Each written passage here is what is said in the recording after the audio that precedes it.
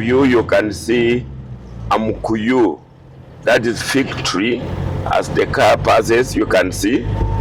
This is the famous, one of the famous fig trees, Mukuyu, in the country.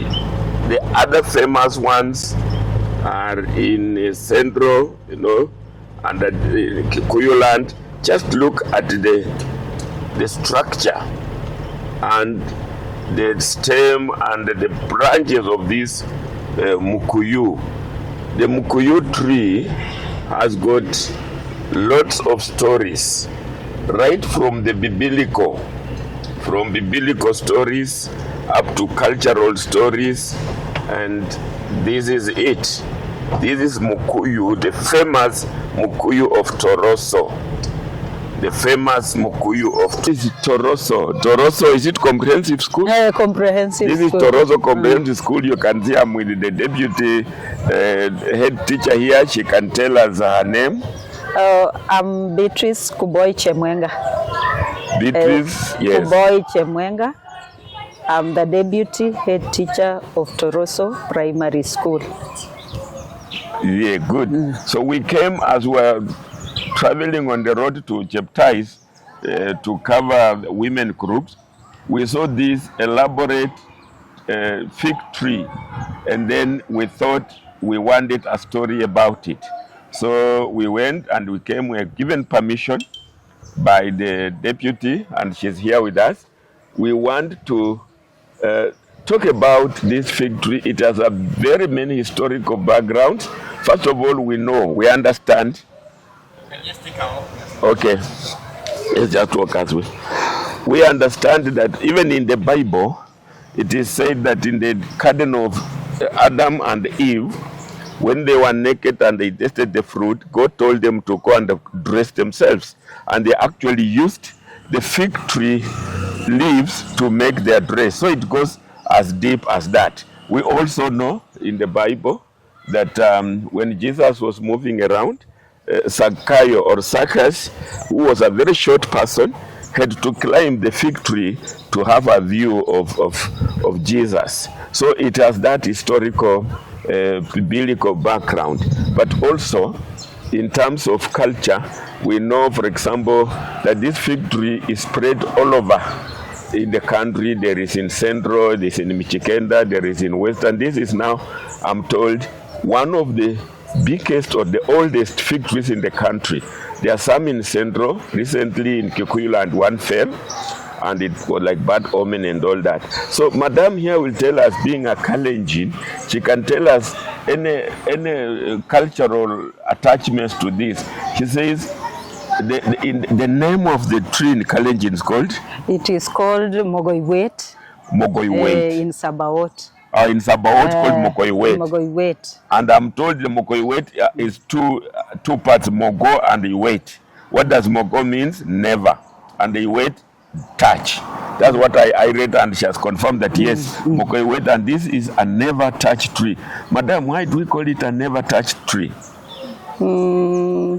It's sacred, and people use it for I'm told, do you allow our children to go and play with it and cut it here, or you just observe it as it is? It is just observed the way it is. Yes. And it is very important for us to be viewing it the way it is for educational purposes. Yes. It's okay. And it is also a sacred place, so that we conserve it for our future purposes. Those old wazes know better.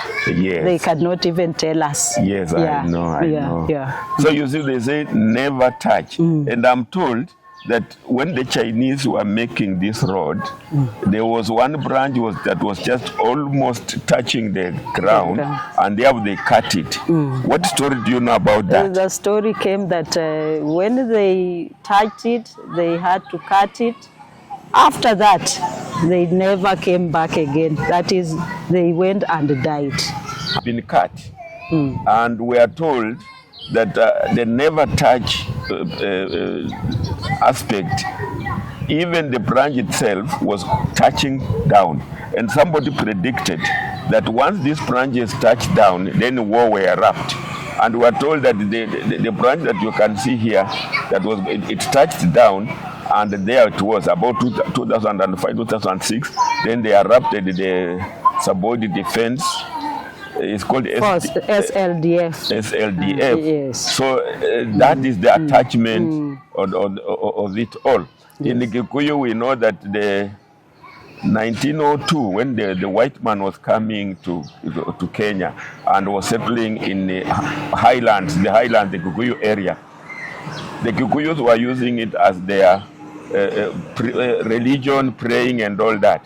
When the white man realized that, he wanted to kill the religion, so they started cutting the fig trees. So what we are saying is that there is a lot of stories and attachment about this fig tree that we can go on and on. In the Bukusu, traditionally, some clans of the Bukusu, when somebody dies, they will plant the grave on the four sides, 4 points of the grave, this Mukuyu tree, and therefore that meant that never touch it. These are sacred places and all that. And we have quite a number of cultural attachment to this Mukuyu. This Mukuyu is also entrepreneurial.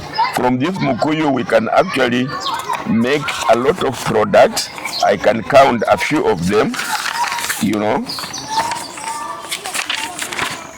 we can make one is a source of shade, as Madam Principal has told us. The children come here and they enjoy the shade and play there. You can even have outside learning here. So that's a very good contribution. Yes. It is also a valuable source of honey because the bees will come here. The bees are there, in fact. In fact, the bees are here, Madam is telling me. So we can harvest honey from there. Yes. It is also food, the mature fruits. Yes. Mature fruits are food. You can eat them raw or even cooked. They can even make jam, And the bark is chewed, is medicinal. Yeah. And there are many other valuable aspects, entrepreneurial aspects of this fig tree. Yeah. So we are going to make a series of cultural attachment to the fig tree in Kikuyu, in Bukusu, in Maragoli, in Michikenda. And also the educational aspect, like these leaves, when they fall down and they start drying here, it's very clean. This compound is clean, but normally they fall down and we either just throw them away, or we can actually even make compost. Yeah, when manure. You put it on compost for manure. Yeah. At the same time, you can pound it into looks like sawdust, and then you put in your chicken house as litter. And when the chicken stay on it and the droppings mix with it, then again it becomes organic manure.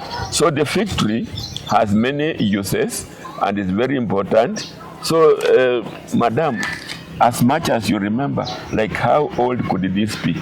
They say it could even be older than you, older than me. In fact, it is older than most of the people, a century or whatever. This one. That's true. That the Mukuyu tree can grow 100 and more plus years. Yeah. So that is how and even the bearing of the fruits continued up to that time. Yeah. So look at the branches. I'm told that like that stem there, you cut it and they make boats. In some culture, they make boats out of it for fishing and all that. You can make furniture out of it. You can make so many things out of this fig tree. But the most important thing is that across all the cultures of Kenya, look, this is Kalenjin, I am Bukusu, they are the Kikuyu, the Michikenda. All of them have an attachment to it, probably stemming from the Bible aspect. So it's a sacred place. It's a sacred tree. You can see it has been here and nobody has dared to cut it unless it gets old itself and then it falls down. So you know the story about the Mukuyu tree? Anything you have heard about Mukuyu tree? Well, all I know about it, I know it is an ancestral tree. Aha, ancestral tree. How did you hear about it as ancestral? When, in fairy tales, or parents told you, or great parents told you? I've grown from this place, so the parents told me, great grandparents told me, I hear from my other elders. Ah, so you see, I will call her at Gen Z. She's just as young as Gen Z, but she still knows the story of the Mukuyu because it has been passed on as culture from generation to generation, and she knows this is a sacred tree, a place that, that we don't touch it, we must respect it and all that. And this is what Linda is telling us. Look at her age, look at our age, and still they think the same thing about the fig tree. Nani alikata akakufa? Oh, wenye walilima hii barabara walikata, si walikuwa wa Chinese, alafu wakaenda wakafa, si ndio? Na kitu gani ingine kwa hii? Ajiko na maziwa fresh. Aha, maziwa fresh.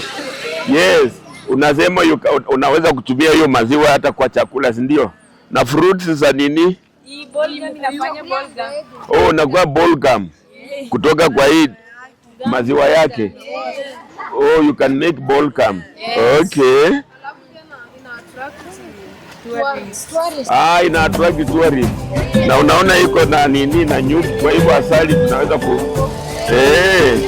asante. Sasa hii